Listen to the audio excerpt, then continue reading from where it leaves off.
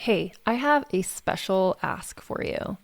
Have you ever looked at an industry report and thought, this doesn't reflect my business at all? Same. That's why I created the State of Virtual Bookkeeping and Accounting Survey, specifically for solo bookkeepers and small virtual firms like ours. It's anonymous, it takes less than 7 minutes, and for every response, I'm donating $1 to Charity Water. Head over to ambitiousbookkeeper.com/survey to take it now and help shape the future of our industry for all of us. That's ambitiousbookkeeper.com/survey.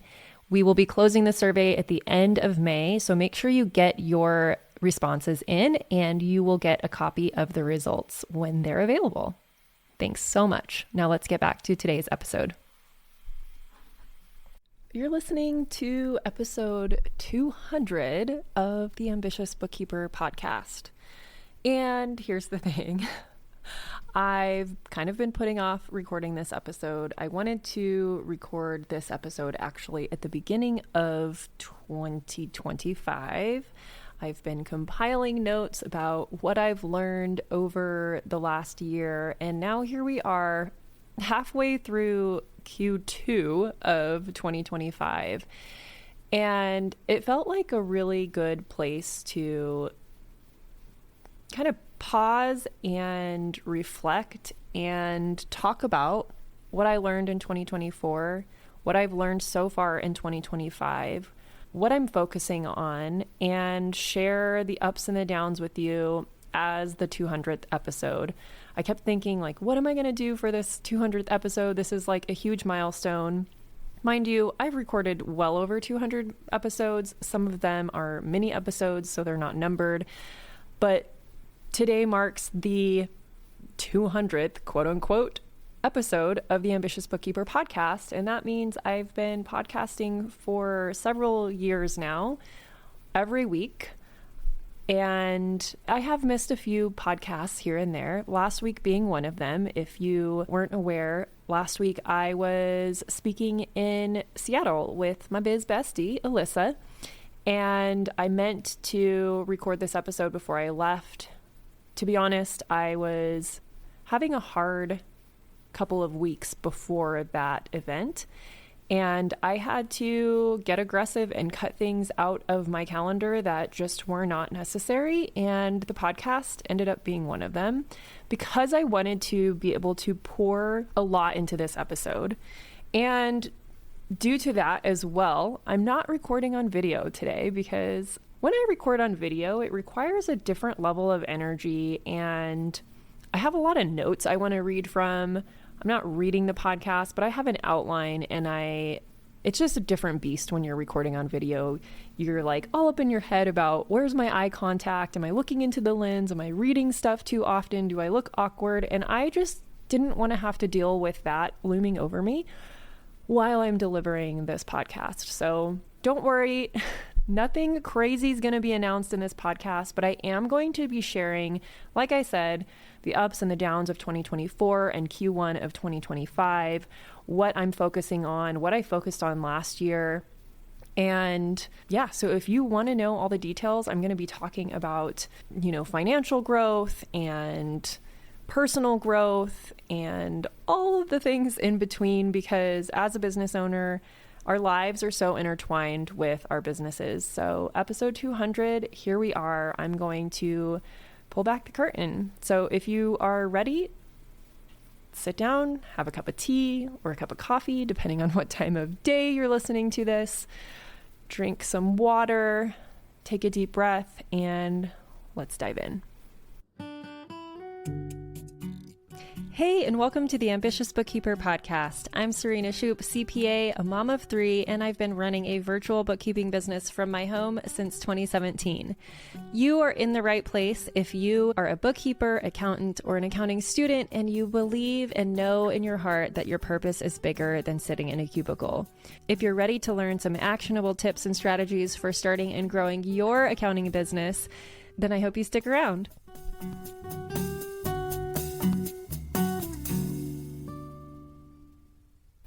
All right, so I'm looking at my notes And I don't even know how organized these are. I probably should have popped it into ChatGPT and asked for it to organize my notes a little bit better and give me a little more to work with. But, sometimes I don't want to use ChatGPT. I want to rely on my actual brain.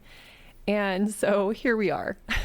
I'm going to start with talking about 2024 and how things went in my business and my life, if I can remember that far back. It seems so far away, to be honest. And I want to encourage you as well, if you haven't done this exercise. I know it feels like it might be too late, but it's not.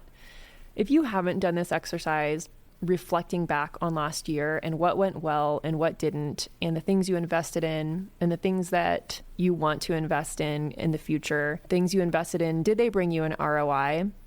I really want to encourage you to do this exercise as well. Hopefully this gives you some inspiration.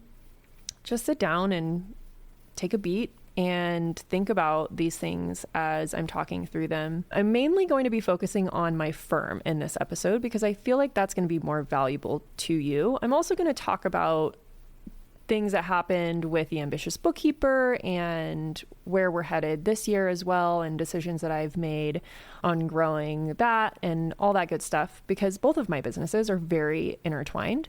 My team supports me in both of them. I have one team member that does not cross over both companies, but the rest of my team does. And so it is mixed in there. So it is good to talk about. So if you have another business besides your firm, whether or not you commingle things or, cross over team or not, it's hopefully valuable for you to hear how I do things in case you are wanting to do something similar or launch another business and figure out how to run both, because it is possible. I'm living proof of it. Is it always easy? No. But the two businesses complement each other. And the fact that I can use team in both of them is so helpful because, it feels safer. As an accountant, we are a little less risk tolerant, or a little more risk averse, I guess is the other way to say it. And it feels a little safer to be able to lean on one business at times and then lean on the other at other times, because all businesses are cyclical, but bookkeeping businesses are probably the least cyclical when it comes to revenue than I've ever seen. And the Ambitious Bookkeeper is very much reliant on launching. So if I'm not launching, y'all, I'm not really making money in this business. To be honest, I'm not doing any private coaching right now. I will talk about what I did do in 2024 and whatnot. I'm not going to dive into real numbers on that side of things, but I am on the firm because I think that's going to be the most valuable for you guys. Okay, so in 2024, I'm looking at my notes and I want to start off with talking about client churn. So in 2024, we let go of one client that was not in our niche. This client I was actually working on myself, and it just didn't fit the ideal client profile any longer. And so I made the decision to release them into the wild. And so as I'm looking at this, and as I have done preparation for this episode, I went back and looked at my comparative financials. I pulled 2023 versus 2024. I looked at things as a percentage of revenue, and I looked at things as a change in numbers percentage wise to glean some of the information I'm going to share with you. And this is another piece of the exercise I think is so important because it reminded me of things that happened from a numbers perspective, because I made some decisions, not necessarily based on numbers, but I could see the effect of it when I was looking at my P&L. And so this was one of them. Because I was the one working on this client and it was like an hour of my time, that whole client fee pretty much was profit for me. And because I made the decision to cut that client, when we replaced them, I replaced them with a client that I did not take on myself. I gave it to the team. So later I'm going to talk about how my wages increased. And this is one of the reasons why, because I was doing some of the work and then I spread the work amongst my team when we brought on different clients. So we let go of one client not in the niche. One client closed her business.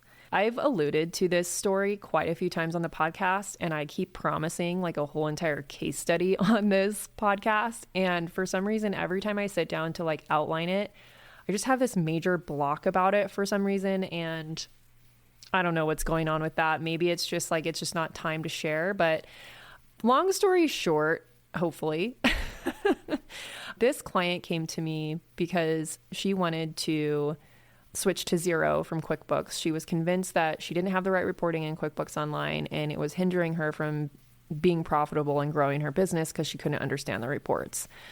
Well, I got in there, and she was actually running two different companies. It was a medical type company. So when you do medical billing, you have to bill under a certain EIN. So she had acquired two businesses that basically do the same thing, but they had different EINs. And so they had different contracts with medical insurance providers. And so technically, since they were two different EINs, they needed to be in separate books. So that was one of the issues that we found, is that we couldn't really tell which company was profitable because everything was commingled, and it wasn't like they were using classes in QuickBooks, but it wasn't done very effectively. And so there was some reporting cleanup for sure. But what the bigger issue was is that she had fraud happening in her business. And I alerted her to issues as soon as I completed the migration and onboarding and started diving into the reports from the billing software, because none of the actual revenue, like we're doing journal entries for revenue.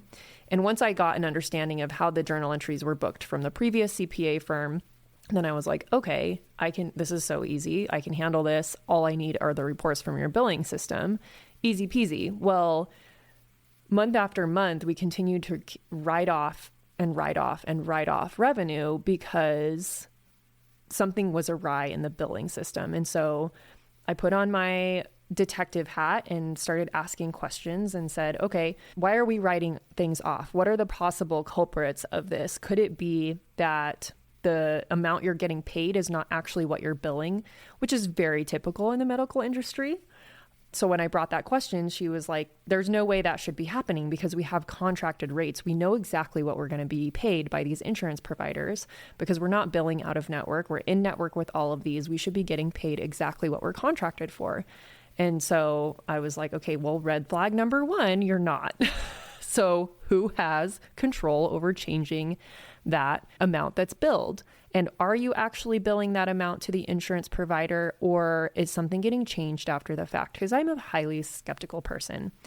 And so I was like, let's start looking at actual samples. Let's look at EOBs and all of that. But I don't have access to this. So you as the business owner, you're going to have to go do this work. So she started going and doing this work and asking questions of her team, like, why doesn't this match what our contracted rate is?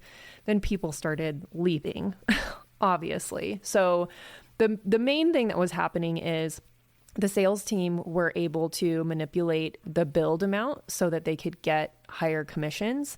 And then things would either not get paid at all, and so they would have already gotten commissions on it, or they were just getting paid at a lower rate, which was the contracted rate. So people started leaving. Her sales team started taking customers and clients from her. It was a whole thing, but she kept hanging on, thinking that she could turn it around, because this business actually could have been profitable if she had the right people in the right seats. And so she kept pouring her own money into the company. This went on for like 2 years. I worked with her for 2 years, and I was like, why are you still doing this? Something is still wrong. Things were still happening. And it was this one key employee that she trusted so much that hadn't left. But once she finally decided she was going to move to a different billing system, he lost his shit and was like, this new system is so stupid, blah, blah, blah, blah, blah. And the reason was because his gravy train was over. He was no longer going to be able to manipulate things because he was going to lose access. He no longer had control over those things. And so his gravy train was absolutely over. So anyway, he actually ended up quitting against my advice. I told her that she should fire him. He ended up quitting. She gave him like an extra 2 weeks to like stay on. And I was like, what are you doing? Like, remove all of his access before he does any more damage. It was a whole thing. Anyway, she tries to still turn this company around. Bless her heart. She's a good woman. And then everyone there like just was not working. And she came into the office one day and she was just like, why aren't any of you working? And she just like, at that point she just lost it. And she was like, all right, everybody go home. I'm closing the doors. And that was it. and she's now pretty much finished with her bankruptcy. So all of this to say, this one client ended up going through bankruptcy because she did not heed the advice that I gave. And so this actually there's a whole reason I'm telling this entire story right now. This actually caused me to have a deep reflection in my own ability to bring issues to the forefront for my clients and make sure they understood the ramifications of what I'm telling them. And it caused a huge confidence. What's the opposite of boost? I don't even know, but you get what I'm saying. Like, it gouged my confidence so hard because I kept telling her that there was issues and there was fraud, and like she let it go on so long. Like, how am I gonna, like, if I couldn't get her to listen to me, then like how am I gonna continue to like help my clients going forward? And so it caused me to really look at my own communication style, to be honest, and try to understand, okay, what could I have done? And I know that there's some clients you can lead them to water, but you can't make them drink. But I felt, for some reason in this scenario, I felt like I wasn't. We'll be back after a quick break. This episode of the Ambitious Bookkeeper podcast is sponsored by my brand new free training, The Ultimate Guide to Creating a Profitable Bookkeeping Business. In just 1 hour, you will learn 3 keys to creating and launching a profitable bookkeeping business. We will map out your path to creating a bookkeeping or accounting business that keeps you in control of your time, priorities, and expertise. From someone who built a 6-figure firm on part-time hours. That's right, you can stay in control of your time, keep family as your priority, and serve your clients well. It just takes a little strategy up front, and I'm going to help you with that during this free training. So head over to the show notes to sign up now for the next training and find out how you can choose the work you do, kick imposter syndrome to the curb, use tech to be super efficient, which all leads to a profitable business. Just head on over to ambitiousbookkeeper.com/training, and I will see you there.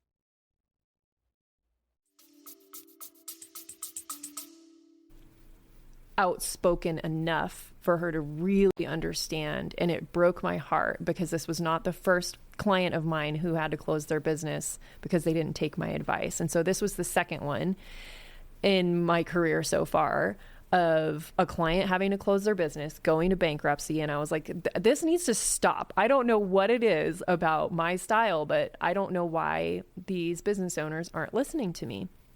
And so it was a lot of reflection and a lot of my own, okay, I've got to learn how to be more upfront with my communication, less passive, and more stern with these people so that they understand. And then I can feel confident that I actually did whatever I could.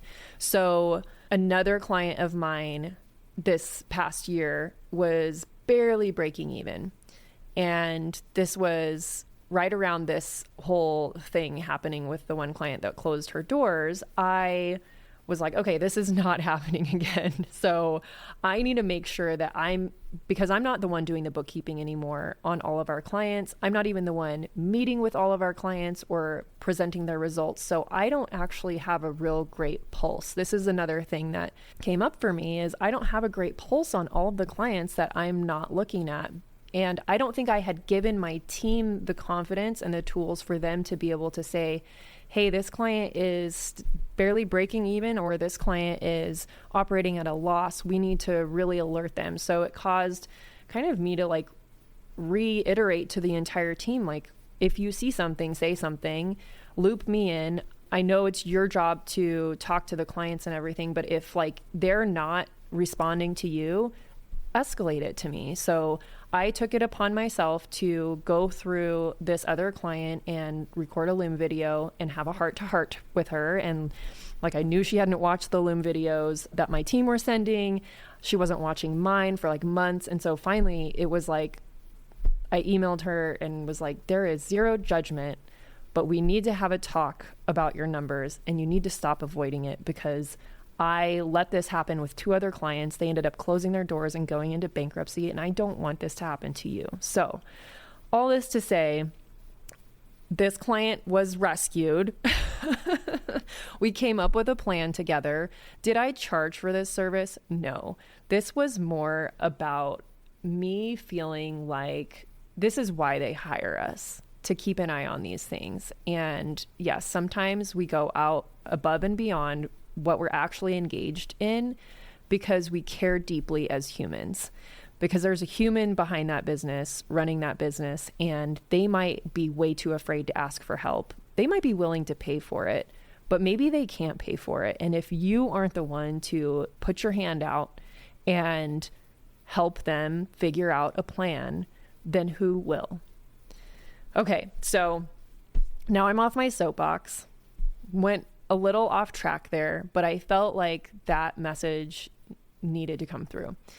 So 2 other clients paused their services, basically disengaged. And what they had in common were they were under, I want to say under 150K in revenue. And the other piece that they had in common was commingling business and personal, and they really refused to stop.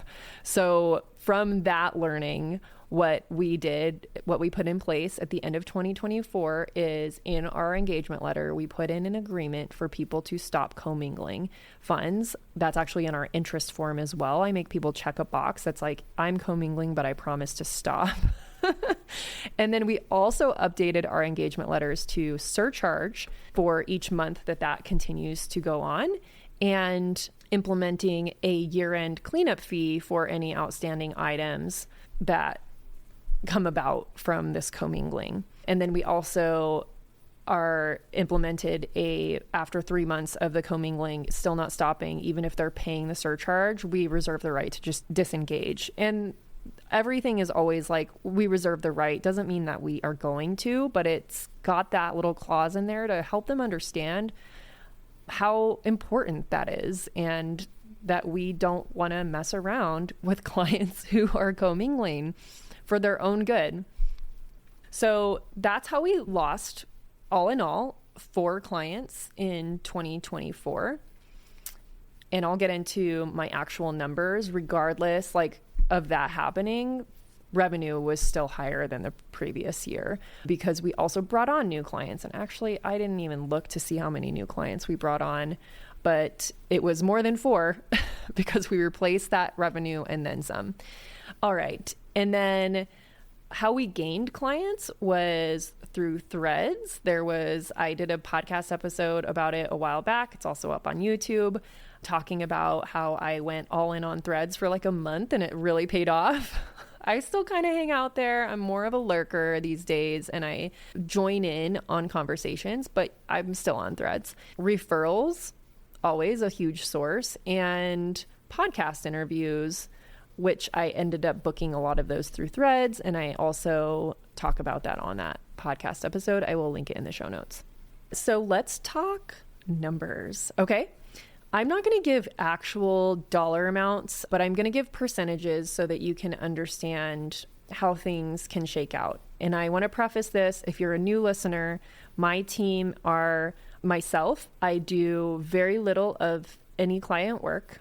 I meet with one client and have them in a CFO engagement, but I don't do any of the bookkeeping except on one client, and it's not that one. So I have 2 bookkeepers and an account manager, just for a little lay of the land of what the team looks like, because I don't think that it is meaningful to talk numbers and percentages and profitability without understanding the actual behind the scenes of what makes up the business. And also, like I said, I have 2 businesses. This one is not the only one that supports me, but is the one that is consistent. So I know I can always rely on it if I need to. Okay, so growth year over year. I'm going to be comparing 24 to 2023. I'm not talking any numbers for 2025 in this episode. I will probably do that in a future episode. At this rate, it'll probably be Q2 of 2026 when that happens. Okay, growth year over year. My revenue for my firm was up 31%. So despite losing 4 clients, we replaced and then some, we still grew. So if you are feeling like, oh my gosh, I keep losing clients, they're there. You can replace them. It's going to be okay. People are still hiring bookkeepers. Okay. Profitability. Actually, let me talk cost of goods sold first. So I have cost of sales. In my cost of sales, I think this is also important to talk about. I have client software. So that's things like A2X, Xero, TaxJar, things that we use to actually deliver the work. That goes in COGS, as well as wages and contractors, because I have contractors directly related to delivering the bookkeeping work.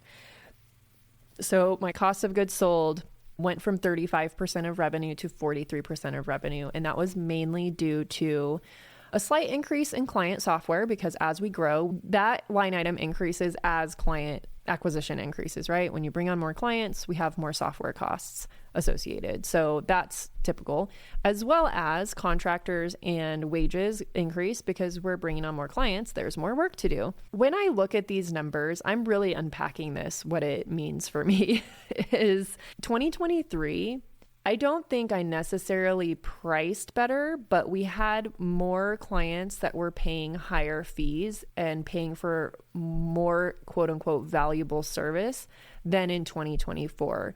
What happened in 2024 was I decided consciously, I made a conscious decision to not promote my CFO level services because of things going on in my life and my personal availability and my headspace for those types of engagements. So while our revenue grew by 31%, our cost of goods sold also went up because there was less involvement for me, and the fees, there was just a smaller margin, right? Like we're still profitable on all of our lower margin stuff, but it's a lower margin. We're not getting paid thousands of dollars a month from a client when it's just basic bookkeeping and financial reports. And I'm okay with that. It's not like I'm still not on a race to the bottom as far as pricing goes. We're still providing valuable services. We're just not doing high ticket stuff right now. And that was a conscious decision. And let me tell you, it did kind of bring up some stuff for me in selling Elevate because, I do teach people how to learn budgeting, forecasting, the higher level services, CFO level services. And because of that, my sales for Elevate were lower last year as well, because I felt a disconnect in promoting that when I was like, well, I'm not even really promoting that service in my firm. Should I be promoting it? The answer is yes, because I really do believe that program teaches people really well how to do budgeting and forecasting. And just because I'm choosing not to promote those services right now in my own firm doesn't mean that I don't know how to do them. And also, I am still doing them for a couple clients. It's not that we completely did away from it. And it's not that I completely don't believe in that level of service. I full-heartedly believe in offering that level of service if you're in the space, in the headspace, and the mental and physical capacity to do so. 2024, I was not. So I made the conscious decision to bring on more clients that my team could handle 100%. So that's why wages increased and contractors increased. Something else that it might mean is that maybe I wasn't paying enough in 2023. I haven't really delved too far into that, but I've given raises since then. So that's another reason for the increase. Okay, so then regular operating expenses in 2023 were 16% of revenue. And in 2024, they slightly increased to 17-ish% of revenue. So not a huge jump, but when you look at that and compared to an increase of revenue of 30%, then yeah, the expenses increased along with that. And one of the biggest operating expenses that we had in 2024, that was a huge increase from 2023, was travel. And that was for XeroCon. We spent about almost $10,000 to take the entire team to XeroCon, and I don't regret it one bit. Was there a direct ROI? No. But the indirect ROI of bringing the whole entire team together in a physical location for an amazing event and an experience was so worth it. And I'm glad that there's only one XeroCon every other year in the US, because it's a 10K is a lot of money, like that's 10K I could have had in my own pocket, but I didn't, because I felt like team building was so important for all of us to meet in person. None of us had ever met in person before. I have one team member who's been with me for like 6 or 7 years at this point, near the beginning of my business. And we had never met in person until then. So was it worth it? Yes. Did we work it? Yes. Okay. So other big expenses, like I talked about, this is in COGS, but wages and contractors were up 80%. That's 31% of revenue in 2024, whereas in 2023, wages and contractors were only 20% of revenue. So that's a big jump. And I already went through that, so I'm not going to dive into that one again.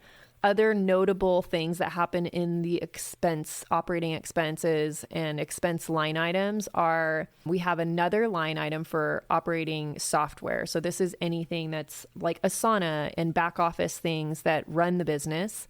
This is only 2% of our revenue, but I wanted to talk about it because what happened in 2024 is I saved 20% in software by converting to annual software fees. So instead of paying monthly on most of our software, we converted everything to annual at the end of 2024 and cut a few small things that we weren't really even using. And it was just like $10 to $20 a month.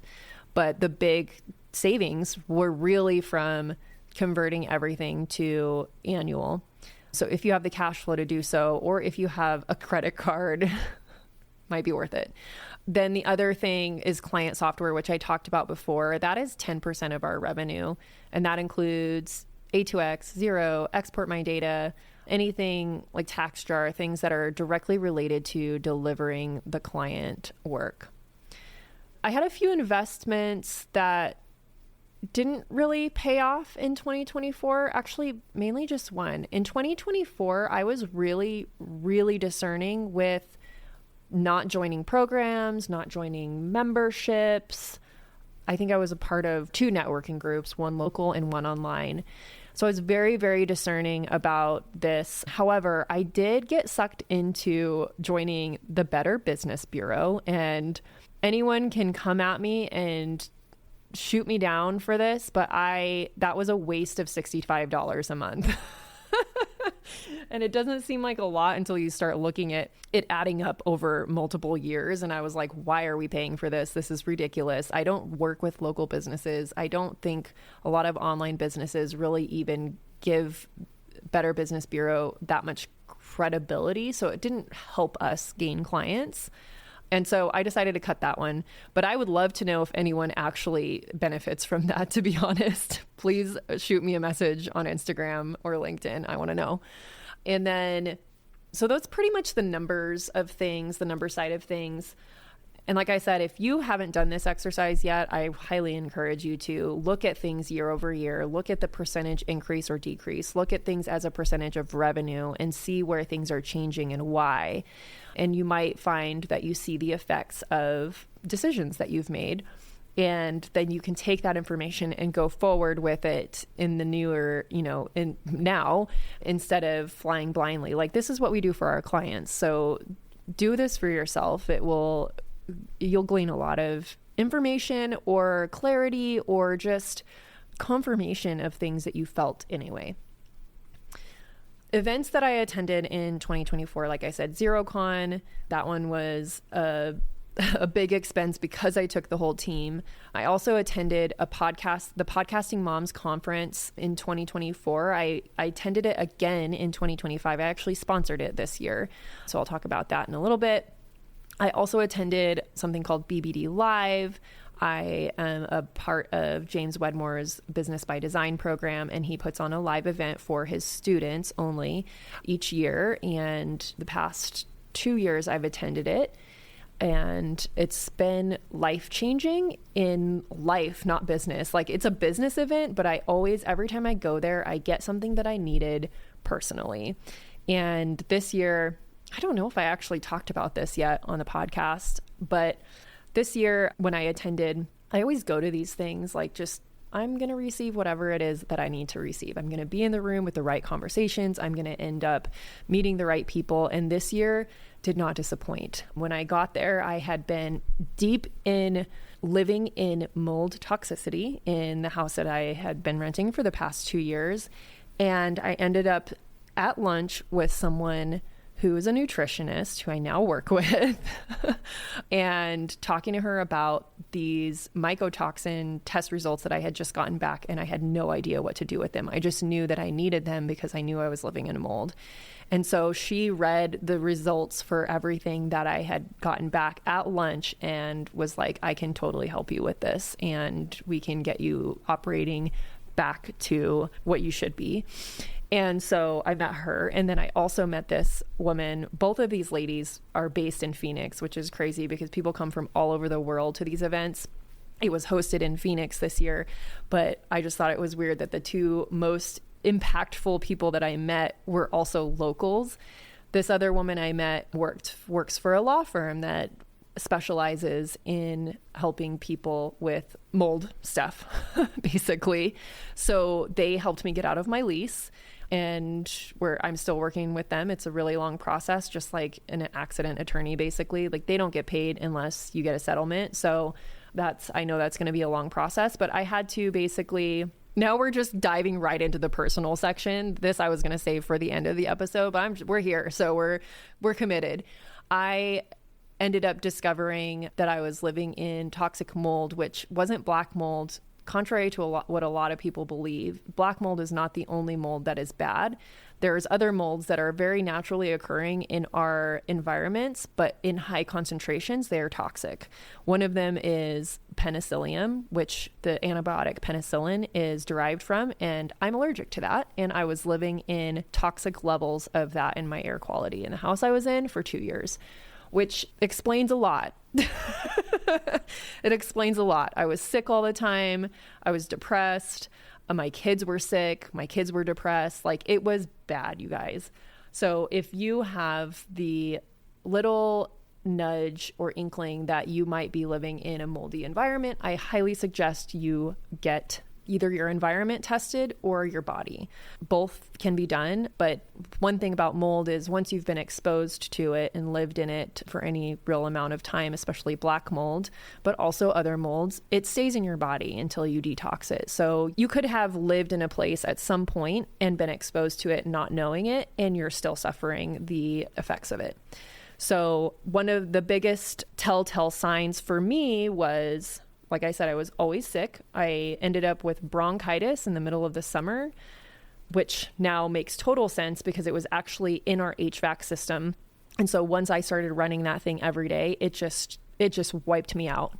I was breathing in these mold spores day after day, and I ended up with bronchitis. I was in bed for an entire week with a fever. And then after that ended, I lost 2/3 of my hair. No, you might not be able to tell if you look at it in pictures, but I can tell. And I could tell every time I brushed my hair, ran my fingers through my hair, clumps were coming out. It was so bad. So anyway, that was what I was dealing with in 2023 and 2024. And I had major brain fog. Even still, I have difficulty recalling words and just talking as well spoken as I used to be. So podcasting has honestly been a little bit of a challenge. And that's part of why, like, I've skipped some episodes and things like that. Those were some of the biggest symptoms for me. And then just actual, like, general fatigue when I, like, would go volunteer at the school to do a field trip with the kids, like any type of outing. If I do something all day physically, like, it's not even that strenuous, but like just being out all day, I need like 2 or 3 days to recover. So like, if you live with chronic illness, you probably know what I'm talking about. That was not something that was normal for me. And so I started looking into things and listening to my intuition. And then I discovered what I was actually living in. So I'm happy to talk to anybody who wants to talk about this in the DMs. Just shoot me a message. But I'm going to leave it at that for now. This episode is getting so long. I may have to do two episodes. But anyways, I'm going to keep moving along. So that was the personal stuff that I was going through in 2024, some of it anyway. The other thing that I had been going through for a couple of years, I'm going to keep to myself, and I'm going to take this moment to acknowledge anyone who gets triggered like I do when when we see people sharing online about their personal life. The internet is a great thing. Social media is a great thing. But you don't have to overshare about what you're going through personally in order for people to connect with you. So this is your permission slip to be on social media and to share that you like coffee, share that you like paddleboarding, share that you quit drinking or whatever it is for you, but you don't have to go deep into your personal life in order for people to connect with you. So I was recently at the Wave Seattle event that Erin Pohan put on. And she said to me in the after party, she was like, because I opened up a little bit at the event with a few people. And she said, I knew something was going on. I kept waiting for you to talk about it. And I just was just waiting because I could just tell something was going on. So if you were in the audience watching me struggle through life the past couple years, yes, shit was happening. I was dealing with living in toxic mold while also going through some horrendous personal stuff. And I'm going to leave it at that because it is not just my story to share. It affects other people in my family. And much love to you all who share online, but that is just not for me. So thank you for coming to my TED Talk. Okay, let's talk about what's on the horizon, what I'm leaning into in 2025, what I've been doing so far. Marketing. I'm a part of the Prescott area Young Professionals. I actually took the position of treasurer this year. And so we have monthly meetings, we have monthly mixers. It's been a really great way to meet other people in my community who are also entrepreneurs who are trying to live a different type of life. And I'm not doing it to get clients. I'm doing it to have a personal network of people who get it. So if I get clients through it, wonderful. If not, I've met some really amazing people, made some great friends through it, and that's what I needed. So let things be for you personally. It doesn't always have to be for business, but it's a write-off. So darn tootin', I'm going to take it. And then in April, I sponsored the Moms in Podcasting Conference. I was the coffee break sponsor. They did an amazing job highlighting sponsors at this event. It was great. They had like a huge board with my logo and my QR code on it and all sorts of good stuff. Did lots of shout outs throughout the event. That was just a 1-day event. I'm loving what they're calling micro conferences. This was one of them. Wave Seattle was one of them. They're the best for people like me who cannot do more than 1 day physically. I also joined a large online mastermind where lots of ideal referrals and clients are participating. And I've been making an effort to participate in the things that are happening in there. I'm also pouring more into my other networking group that's online. So all in all, that's like 3 networking groups, 2 of them virtual, 1 of them in person. And that feels like enough for me. And there's lots of opportunities that come and go within the mastermind that I'm in. And so I jump on those. One of them was the opportunity to speak in a summit on AI. It's called AI Unlocked. By the time you hear this episode, it will be happening. So I will drop my link in the show notes if you want to attend. There's like 50 plus speakers. My session is on using AI as your bookkeeper and financial sidekick. So I hope this doesn't trigger any of you, but I'm sure it will. If you can't beat them, join them. Just kidding. So I'm actually just showcasing how AI is already built into Xero and HubDoc, and then how to use ChatGPT to help you along your way if you're DIYing your books. This is not meant to be a replacement for bookkeepers, but there are people who need that extra support. So I'm sharing how to use it. And then I'm also participating in like bundles and things like that are happening within that networking group.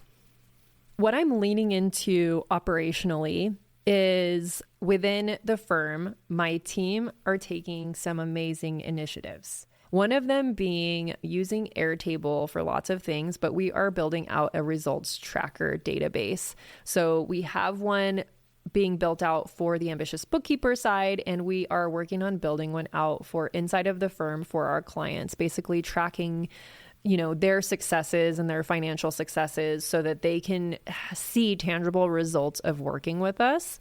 And then the other thing operationally is I'm still coming out of this mold toxicity and adrenal fatigue that I've been living in for the past probably 8 years and working with my nutritionist. And so I'm still working on not taking clients myself and passing that work on to the team, bringing on clients that they can service 100% without much of my help and oversight. And then I'm also pouring into my DIY books offer.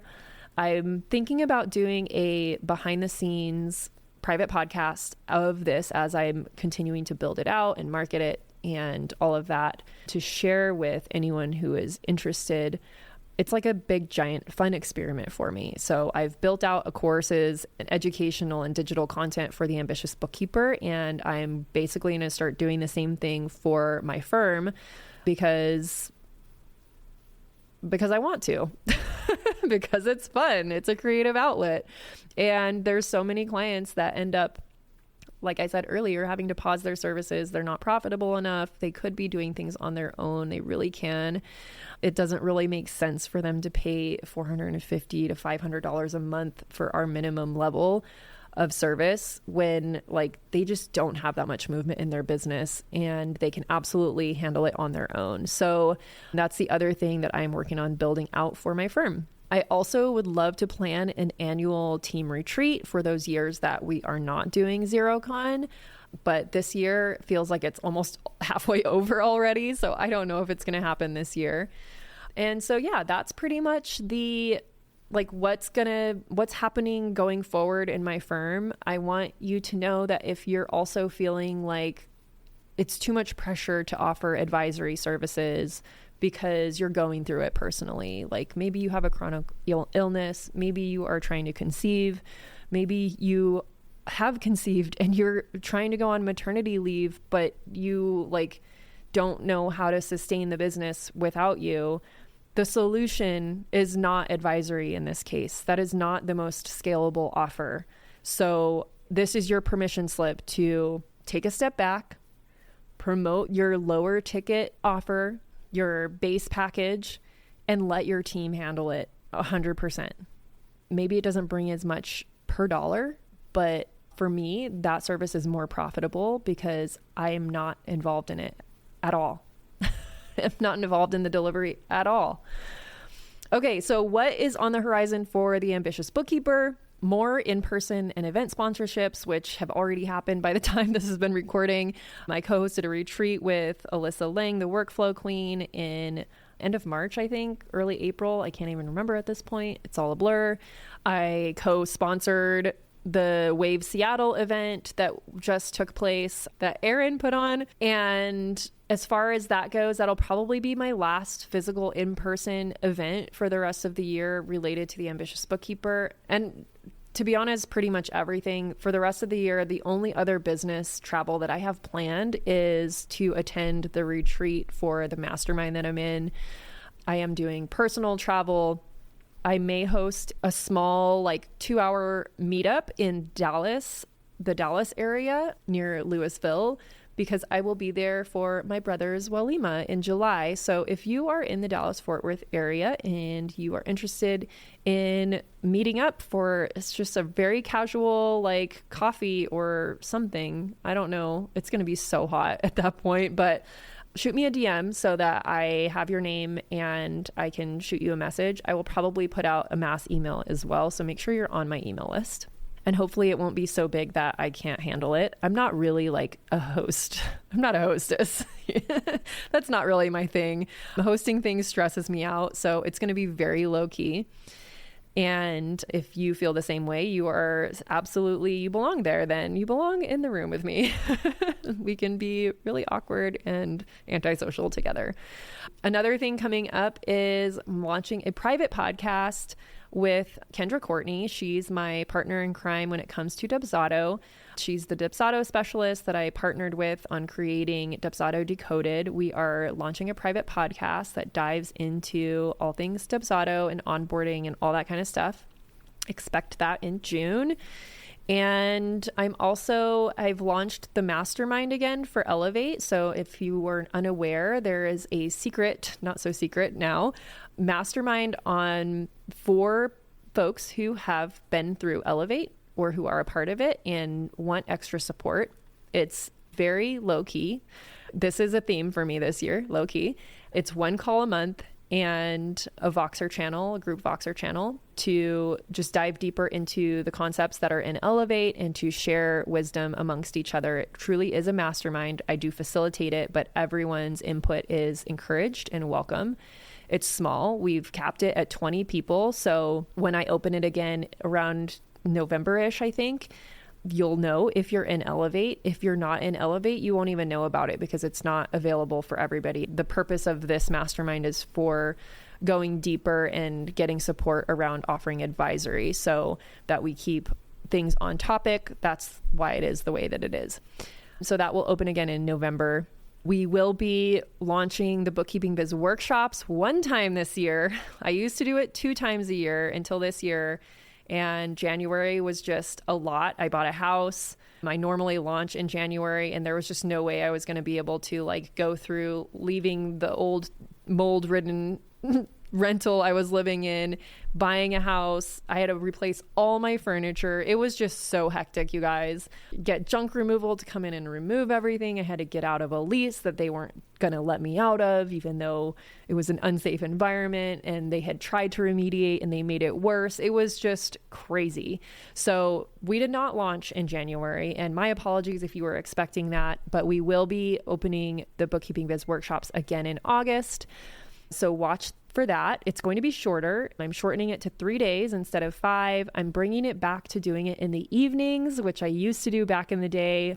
I did the workshops in the evenings for those of you who work day jobs or you have kids and you only have support at home during the evenings. Maybe in some time zones, your kids might even be asleep. So I'm really excited to bring back this format. I have gotten feedback over the years from people that they wish that it was not during the day. And I agree. I wish it wasn't too. So we're bringing it back to the evenings. And that's pretty much it. Thank you for hanging on this long. If you've been listening to this entire episode, from the bottom of my heart, I appreciate you so much. You have no idea how honored I am to have been able to bring you over 200 episodes at this point into your earbuds. And if you're a brand new listener, then please go back and binge. There's a lot of great content. And if you're a longtime listener, please rate and review the show. That means so much to me. I love reading your guys' reviews. Anytime I feel like I should cancel the podcast or take a break, I read those reviews and I'm like, no, I can't. People need me. And then when I meet you all in person at these events and you tell me how much the podcast has changed your life, oh my gosh, it's like a huge honor. Which, by the way, we did record a live Q&A podcast, Alyssa and I and Aaron, on stage at Wave Seattle. And so be on the lookout for that. It's on video and it's going to be on audio. So at some point we will launch that to the world so y'all can hear it. And I'm so excited and honored to be here with you each and every week. And thank you again for tuning in. We'll talk to you next week. Thank you to everyone who helps make this podcast possible. Content and interviews are produced by me, Serena Shu. Our intro and outro music is written and performed by my brother, Ian Gilliam. Editing is also by Ian using his awesome sound engineering skills along with Descript software. Hosting and publishing is by Buzzsprout. And you can check out the show notes for links to all of these amazing resources and resources mentioned in the episode. Be ambitious.